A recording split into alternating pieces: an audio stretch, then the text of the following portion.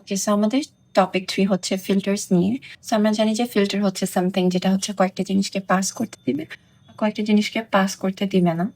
For example অনেক কিছু হতে পারে ইমপিউরিটিস অ্যান্ড আদার স্টাফ। সো আমাদের অ্যানালগ ইলেকট্রনিক্সের যে ফিল্টার, ওইটা হচ্ছে একটা সার্কিট যেটা হচ্ছে একটা স্পেসিফিক ব্যান্ড অফ ফ্রিকোয়েন্সিতে সিগন্যাল পাস করবে।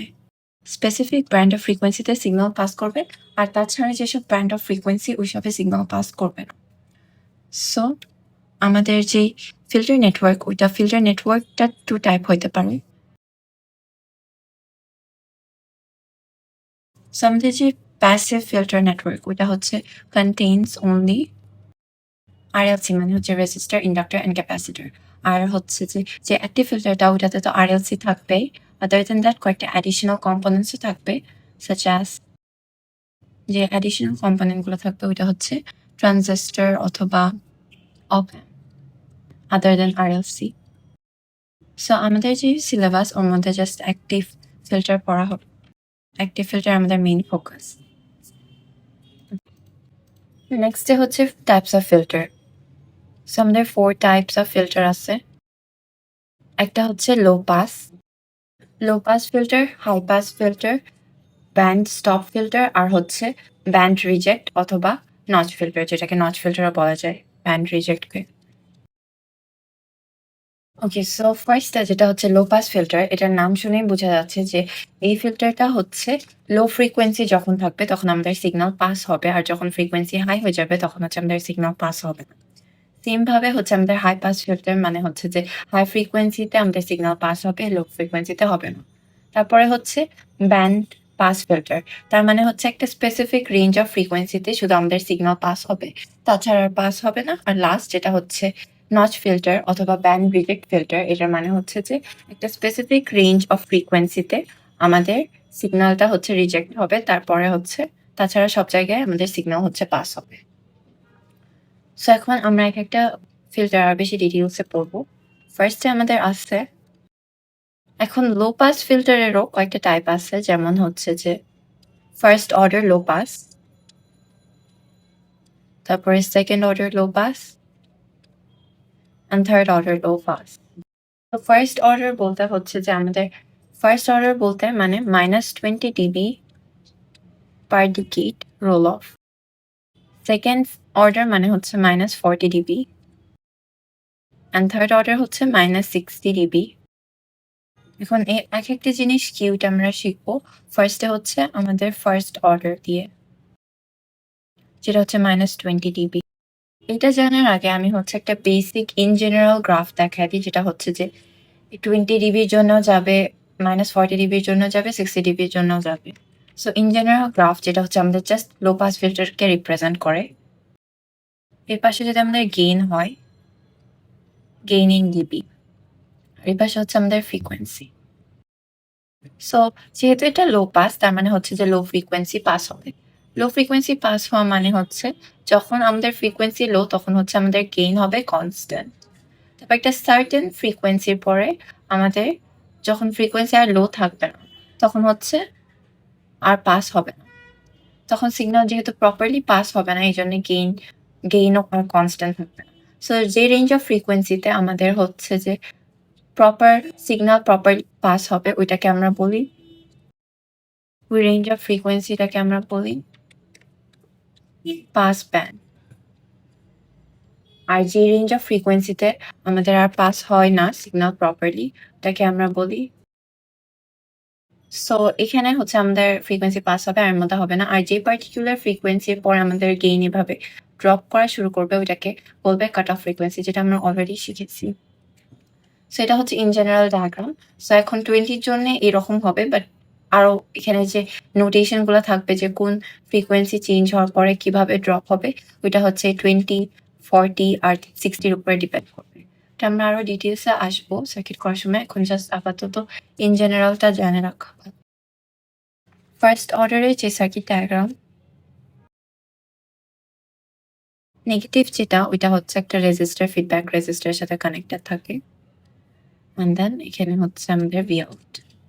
এখানে পজিটিভ যে সোর্সটা ক্যাপাসিটরের সাথে গ্রাউন্ডেড, অ্যান্ড দেন প্যারালি আর একটা register. So this is how our low pass filter for -20 dB looks like. এখানে আমাদের feedback resistor, এখানে হচ্ছে আমাদের normal resistor R1 or Rও বলা যায়, এখানে হচ্ছে আমাদের capacitor, এখানে হচ্ছে আমাদের input voltage EIN.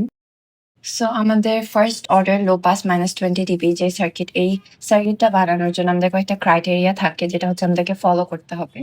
First criteria হচ্ছে যে আমাদের যে ফিডব্যাক রেজিস্টার ওইটা উইল বি ইকুয়াল টু আমাদের R1 অথবা R, যদি আমরা এটাকে R দিয়ে রিপ্রেজেন্ট করি তাহলে। আর সেকেন্ড কন্ডিশন হচ্ছে যে ক্যাপাসিটেন্সের ভ্যালু হচ্ছে 0.001 মাইক্রোফ্যারাড থেকে 0.1 মাইক্রোফ্যারাডের মধ্যে হবে।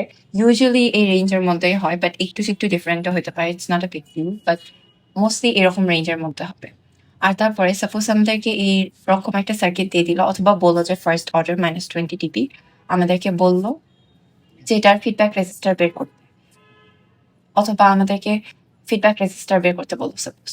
সো তখন আমাদের হচ্ছে যে রেজিস্টারের ফর্মুলাটা আছে, মানে এই রেজিস্টারের যে ফর্মুলাটা এই R1, এটার ফর্মুলা হচ্ছে 1 divided by 2 pi cut off frequency into C. So আমাদের যদি ফিডব্যাক রেজিস্টার বের করতে বলে তার মানে হচ্ছে যে আমাদেরকে কাট অফ ফ্রিকোয়েন্সি দিয়ে দিবে, অ্যান্ড দেন এই কাট অফ ফ্রিকোয়েন্সিটা দিয়ে আমরা হচ্ছে R অথবা R1টা বের করবো। অ্যান্ড এখান থেকে আমরা জানি যে যেটা আমাদের R1 ওইটাই হচ্ছে আমাদের ফিডব্যাক রেজিস্টার। অথবা আমাদেরকে কাট অফ ফ্রিকোয়েন্সিও বের করতে বলতে পারে। ইন দ্যাট সেন্স আমরা হচ্ছে কাট অফ ফ্রিকোয়েন্সিকে সাবজেক্ট বানায় এই ফর্মুলাটা পাই, এন্ড দেন এই ফর্মুলা দিয়ে সব রেজিস্টার ক্যাপাসিটার যে দুইটা দিয়ে দিবে ওই দুইটা হচ্ছে ভ্যালু পুট করে যে অ্যান্সারটা আছে ওইটা আমাদের কাট অফ ফ্রিকোয়েন্সি। সো সাপোজ আমাদেরকে হচ্ছে ওকে, সো এটা হচ্ছে আমাদের question, their FC formula 1 divided by 2 pi RC, so 1 divided by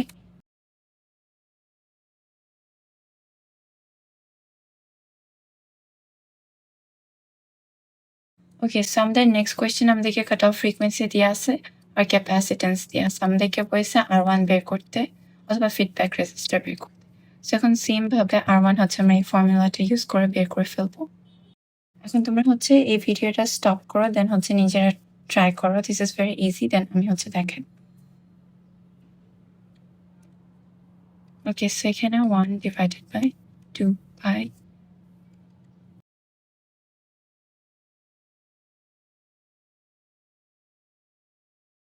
দেন আমাদের ফিডব্যাক রেজিস্টার যেটা which is equal to আমাদের R1, সো এটার অ্যান্সার সেম আসবে 15.9 কিলো 15.9 কিলো। সো নেক্সট হচ্ছে আমরা তো ইন জেনারেল গ্রাফ দেখলাম, যেটা হচ্ছে ইন জেনারেল, এটা হচ্ছে 60 জন্য হতে পারে, -40 জন্য হতে পারে, -20 জন্য হতে পারে। এখন আমরা স্পেসিফিক টু -20 ডিবি যে গ্রাফটা দেখবো, এটা হচ্ছে specific to first order. Okay, so এই পাশে হচ্ছে আমাদের গেইন থাকবে, gain in dB, and then এই সাইড আমাদের থাকবে ফ্রিকোয়েন্সি। সো গ্রাফটার প্যাটার্ন হবে এরকম, যেটা আমরা জানি। এখন স্পেসিফিকলি এটা যে -20 ডিবি, ওইটার রিজন কি? ওইটা হচ্ছে যে সাপোজ এখানে আমাদের কাট অফ ফ্রিকোয়েন্সি, যে কাট অফ ফ্রিকোয়েন্সি ওইটাতে আমাদের যে ভ্যালু আসে, কাট অফ ফ্রিকোয়েন্সি আমাদের গেইন আসে -3 ডিবি। এটা হচ্ছে যে থিওরিটিক্যাল ভ্যালু, এটা অলওয়েজ যদি আমরা ল্যাব এক্সপেরিমেন্ট করি আমরা এক্সাক্ট এই ভ্যালু পাবো না, একটু ডিফারেন্ট পাই because of many reason, but theoretically এটা হচ্ছে কাট অফ ফ্রিকোয়েন্সিতে আমাদের গেইন থাকে -3 dB. And then cut off ফ্রিকোয়েন্সির উপরে যখন হচ্ছে যে কাট অফ ফ্রিকোয়েন্সি যে ছোট ভ্যালু যেগুলো, ওইগুলোর জন্য আমাদের গেইন থাকে 0। অ্যান্ড দেন এখন আমরা যদি আমাদের কাট অফ ফ্রিকোয়েন্সি 10 টাইমস ইনক্রিমেন্ট করি, যেহেতু আমাদেরকে বলা থাকে যে -20 ডিবি পার ডিকেড মানে হচ্ছে 10, রাইট? সো এখন আমরা যদি 10 টাইমস ইনক্রিমেন্ট করি তাহলে আমাদের যে ভ্যালুটা আসবে, আমরা এখানে আমাদের নেক্সট ভ্যালুটা পাবো হচ্ছে -20 ডিবি। এখানে আমরা -20 ডিবি পাবো, এটার জন্য এটাকে বলা হচ্ছে -20 ডিবি। অ্যান্ড সেম ভাবে এটা ছিল 10 টাইমস, এখন আবার এটাকে যদি 10 টাইমস ইনক্রিমেন্ট করা হয় তাহলে আমরা পাবো 100 Times of cut off frequency. So 100 Times of cut off ফ্রিকোয়েন্সিতে আমাদের যে গেইনটা পাবো ওইটা হচ্ছে -40 ডিবি। সো এই দুইটা ডিবির ডিফারেন্স হচ্ছে -20, এই দুইটা ডিবির ডিফারেন্স হচ্ছে 20 ডিবি। অ্যান্ড দেন এভাবে হচ্ছে বোঝা যায় যে এটার কারণেই হচ্ছে এটাকে বলা হয় -20 ডিবি। and then এখানে যদি আমাদের সেম ভাবে আমরা এই ট্রেন্ডটা ফলো করতে চাই তাহলে এটা হবে 0.1 Times of cut off frequency, তবে 0.001 Times of cut off frequency.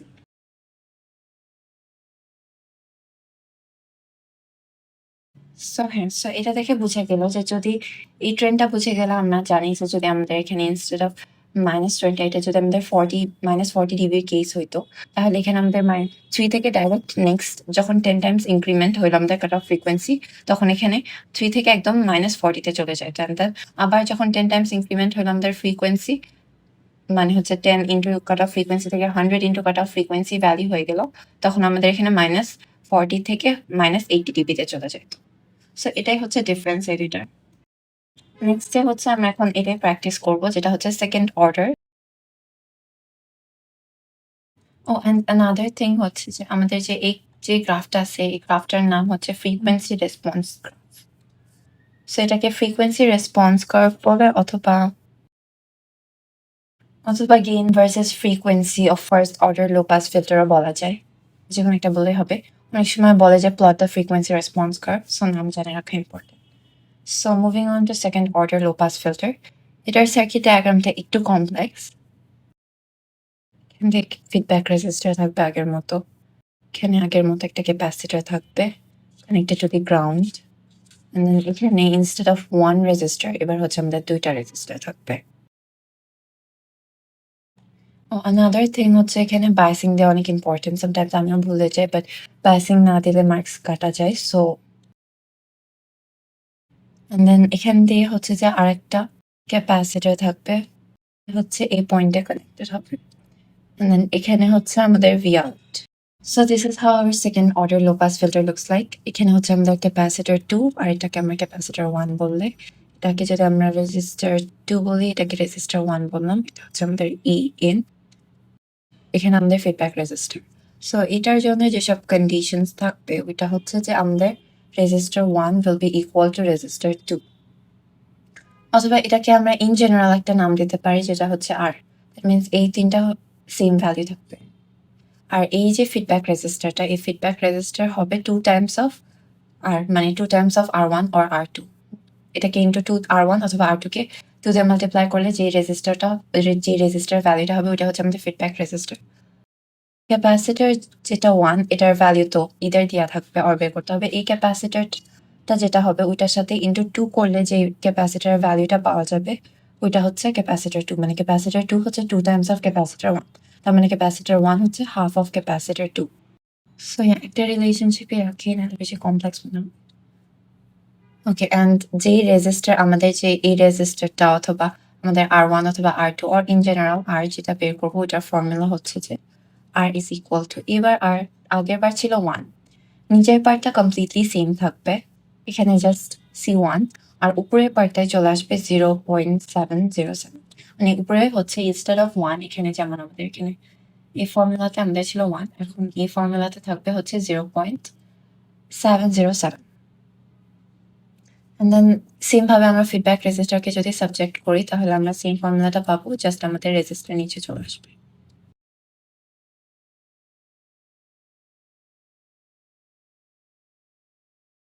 And এখন হচ্ছে তোমরা ভিডিওটাকে একটু স্টপ করো অ্যান্ড আগে হচ্ছে নিজেরা প্র্যাকটিস করো উইথ দিস ফর্মুলা, দেন আমি হচ্ছে দেখাই দেবো।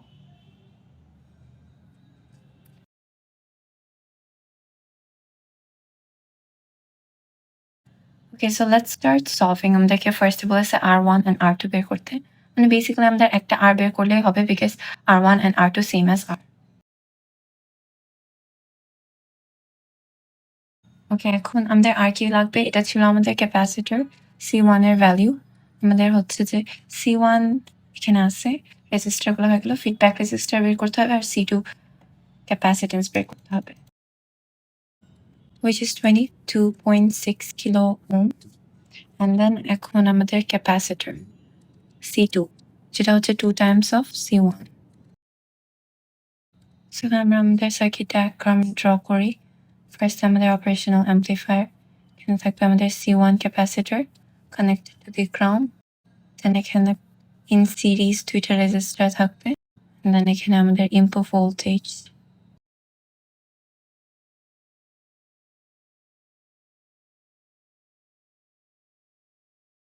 হচ্ছে এগেইন 11.3, দুইটা ভ্যালু সেম। হচ্ছে আমাদের ক্যাপাসিটর 1, যেটা হচ্ছে 0.01 মাইক্রো। সো দ্যাটস ইট, আমাদের ডিজাইন করাও শেষ, আর কিছু বাকি নয় এই কোয়েশ্চেনের মধ্যে। অ্যান্ড আদার দ্যান দ্যাট, এখন যেটা আমাদের হচ্ছে ফ্রিকোয়েন্সি রেসপন্স শিখতে হবে, ওইটা আমরা একটু প্র্যাকটিস করি। সো বেসিক্যালি আমাদের ফ্রিকোয়েন্সি রেসপন্স,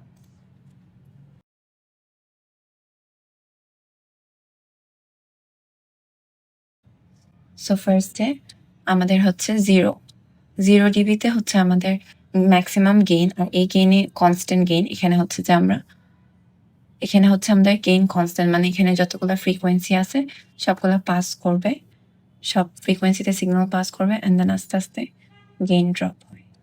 সো এটা সাপোজ আমাদের কাট অফ ফ্রিকোয়েন্সি হইল, যদি আমাদের কাট অফ ফ্রিকোয়েন্সি হয়, কাট অফ ফ্রিকোয়েন্সির ভ্যালু আমরা এখানে বের করেছি। সো যদি আমরা ভ্যালু দিয়ে করতে চাই, সো ইন দ্যাট কেস বের করি না, কোয়েশ্চেনে দেওয়া ছিল। সো ইন দ্যাট কেস আমরা হচ্ছে যে ভ্যালু দিয়েও করতে পারি। সো এটা ছিল, ফ্রিকোয়েন্সি ছিল 1 কিলো, দেন 1 কিলোতে হচ্ছে আমাদের গেইন হবে। এখন 10 টাইমস ইনক্রিজ যখন হবে, তার মানে হচ্ছে যে 1 কিলো ইন্টু 10, তার মানে 10 কিলো। 10 কিলো হার্টজে আমরা এক্সপিরিয়েন্স করব a gain of -40 dB। So এখানে সাপোজ, সো যখন 10 টাইমস ইনক্রিমেন্ট হলো, তখন এবার হচ্ছে আমরা -40 dB এক্সপিরিয়েন্স করবো, বিকজ এটা হচ্ছে আমাদের সেকেন্ড অর্ডার সার্কিট। তারপর যখন আবার 10 টাইমস ইনক্রিমেন্ট হলো, মানে 100 কিলো হার্টজের জন্য, এখন আমরা এক্সপিরিয়েন্স করবো -80। তারপর আবার 10 টাইমস ইনক্রিজ হইলে এখানে এক্সপিরিয়েন্স করতাম 120 dB। সো সেম ভাবে আমরা গ্রাফটা কমপ্লিট করার জন্য এটাকে বলতে পারি 0.1 কিলো হার্টজ, দেন এখানে বলতে পারি 0.001 কিলো হার্টজ, দেন এখানে হচ্ছে 0.0001 কিলো। সো দ্যাটস ইট, আর এটা আমাদের কাট অফ ফ্রিকোয়েন্সি। ওকে, সো এটাই হচ্ছে আমাদের ফ্রিকোয়েন্সি রেসপন্স গ্রাফ। এখানে আমরা বলতে পারি যে ফ্রিকোয়েন্সি রেসপন্স গ্রাফ, এটার নাম। সো দ্যাটস ইট, এটা হচ্ছে আমাদের frequency response graph for a low pass filter -40 dB per decade roll অফের জন্য।